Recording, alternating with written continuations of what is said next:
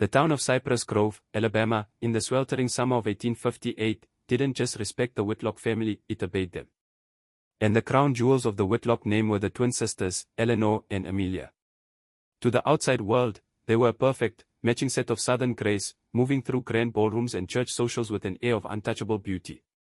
Their laughter was like synchronized wind chimes, their presence a confirmation of their family's unshakable power. But behind the towering white columns of Willow Creek Plantation, the twins were far from identical.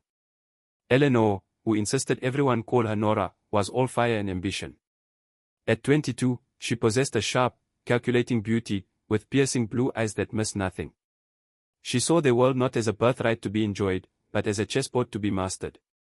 She could silence a room with a look and charm a politician with a flutter of a fan, all while planning her next move. Her will was iron, a mirror of her father's, and she knew her value as the daughter of Judge Archibald Whitlock was her primary weapon.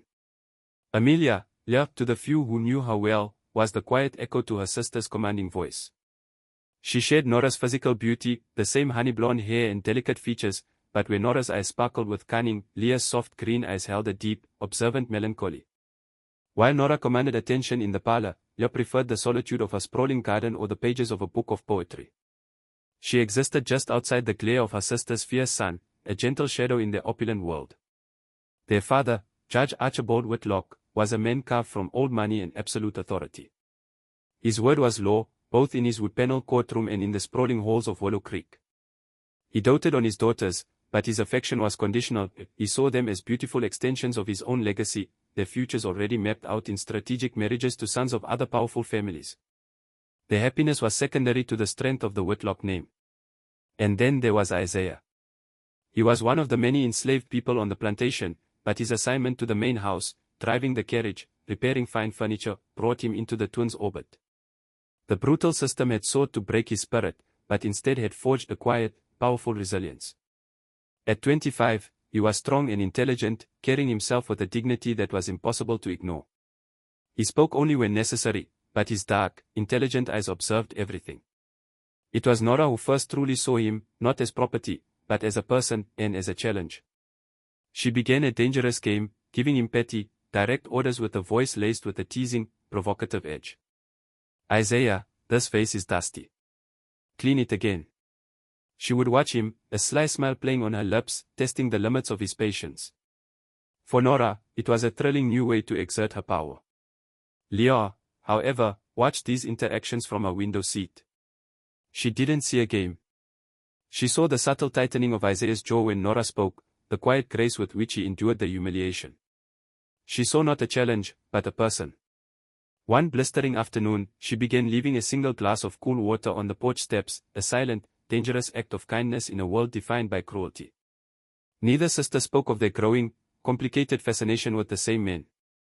But in the oppressive, silent heat of that Alabama summer, a secret was beginning to take root, a secret that would soon threaten to burn the entire gilded world to the ground. The oppressive heat of the Alabama summer clung to Willow Creek like a wet blanket, and with it, the unspoken tension within the main house grew thicker.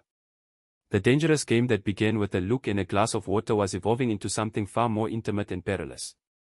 The twins' parallel fascinations with Isaiah began to carve two very different, secret paths. For Nora, the thrill of her initial power play was transforming into a consuming obsession. Her commands to Isaiah became more frequent, her reasons for seeking him out more flimsy. She began asking him to move a heavy piece of furniture in the library, only to spend the time leaning in the doorway, engaging him in conversations that were wildly inappropriate for a mistress and her slave. She asked him questions about his life before Willow Creek, feigning a sympathetic ear. "It must be so difficult," she'd murmur, her voice a low, confidential purr. She was testing the boundaries of their world, intoxicated by the sheer forbidden nature of their interactions. For Nora, Isaiah was a complex, forbidden fruit, and her desire to possess him, to bend his will entirely to hers, became a reckless compulsion.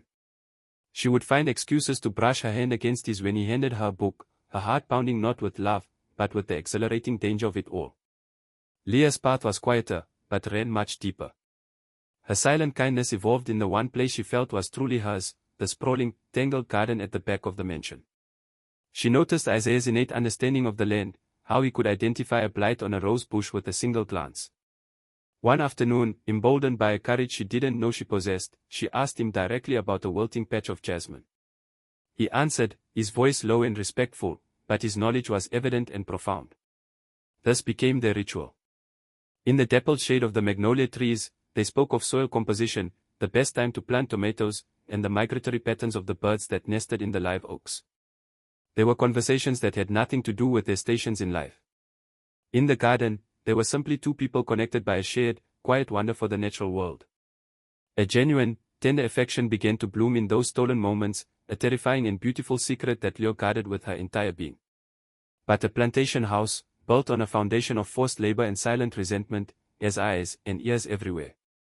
The other enslaved people noticed the twins' competing attentions. They saw the way Nora's gaze followed Isaiah, and the way Leah's face softened when he was near. They held their silence, a unified front of self-preservation, knowing any word could bring the judge's wrath down upon them all. The White House staff, however, had no such solidarity. The cook saw Leah's lingering glances from the kitchen window. The elderly butler overheard Nora's unusually soft, conspiratorial tone in the hallway. Whispers began to slither through the servants' quarters, a growing, venomous rumor. Miss Nora fancies him, one housemaid would gossip. No, it's Miss Amelia who's sweet on him, another would counter. The perfect, gilded facade of Willow Creek was cracking, and through those fissures, a scandal of unimaginable proportions was beginning to seep into the light. The first crack in the Whitlock family's perfect facade appeared not with a scream, but with a sudden, stifled gag.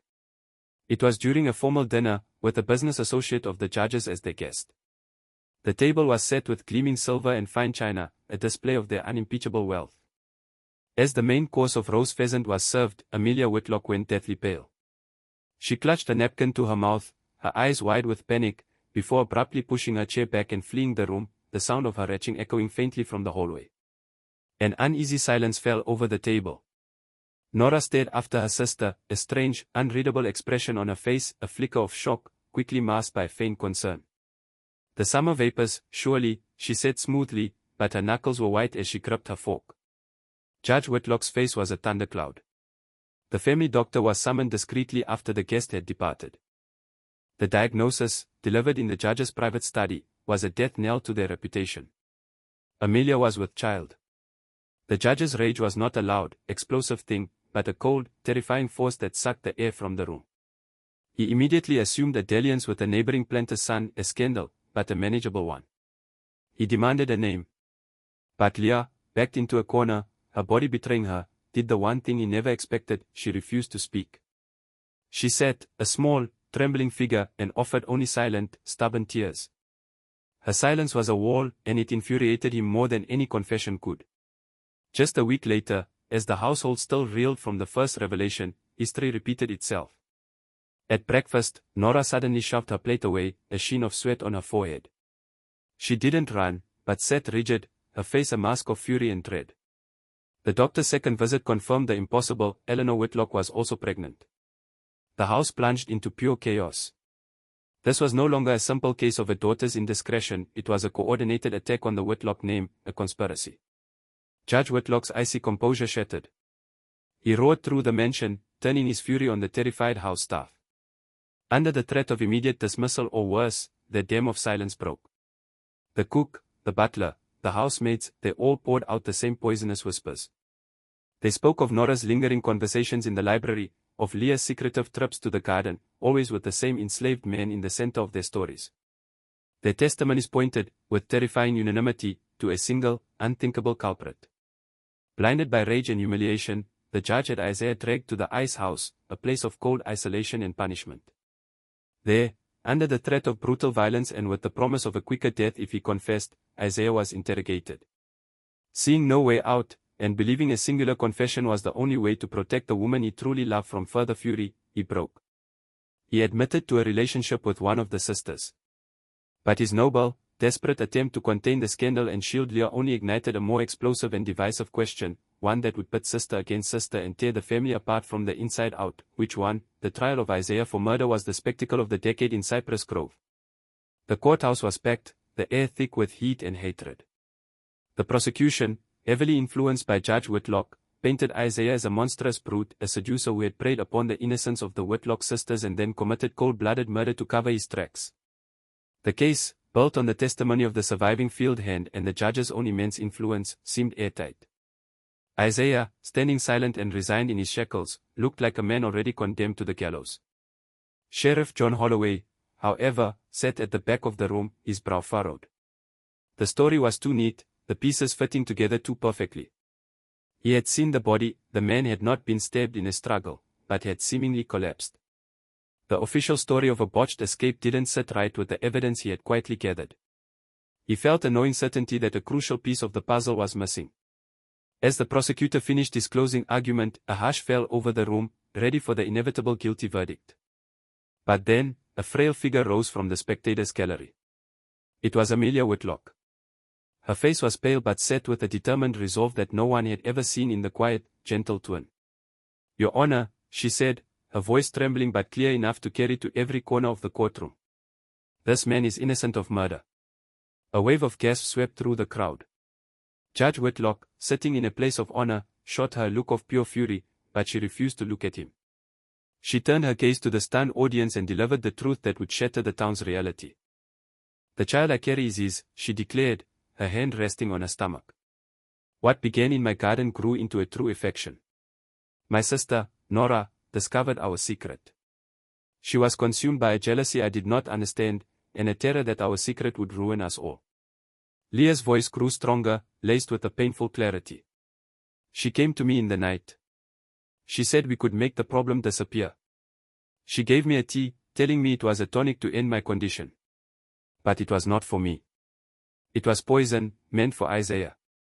The final, horrifying twist was now revealed. Nora, in her twisted desire to both eliminate her rival and protect the family name, had orchestrated the poisoning.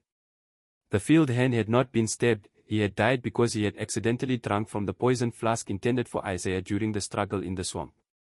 The courtroom erupted into chaos. Nora screamed, a raw, denial-filled shriek before collapsing into hysterics. Judge Whitlock sat motionless, his face ashen, his legacy and his family utterly destroyed in a few moments of breathtaking truth. Isaiah was cleared of the murder charge, but in a final, cruel twist of the system he was trapped in, he was not set free. To erase the scandal, Judge Whitlock immediately sold him to a sugar plantation in Mississippi, his fate forever lost to history. Leah, heartbroken and utterly disowned, was sent to a distant convent, her child's future as shrouded in mystery as its father's. The grand Whitlock mansion stood empty and silent, a hollow monument to a secret that love, jealousy, and poison could no longer contain.